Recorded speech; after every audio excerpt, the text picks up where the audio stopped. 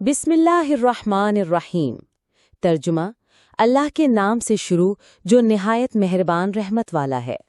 आप देख रहे हैं दिल से बातें 454, जहां कहानियां बनती हैं सबक और बातें जाती हैं दिल तक। आयशा और मरियम, दोस्ती और हसद की मुकम्मल कहानी। आयशा और मरियम स्कूल की बेहतरीन सहेलियां थीं। दोनों हर वक्त एक साथ होती, हंसती, खेलती और एक दूसरे का साथ देती थीं। लेकिन जैसे जैसे वक्त गुजरा, आयशा पढ़ाई में बेहतर होने लगी। वो हर टेस्ट में नुमाया नंबर लाती, असातिज़ा उसकी तारीफ करते और उसे स्कूल में इज्जत मिलने लगी। मरियम को ये सब देखकर अंदर ही अंदर जलन महसूस होने लगी। वो बज़ाहिर मुस्कुराती, लेकिन दिल में हसद पलने लगा। वो आयशा से बात कम करने लगी और अक्सर तनकीद करने लगी। आयशा हैरान थी कि उसकी बेहतरीन दोस्त उससे दूर क्यों हो रही है।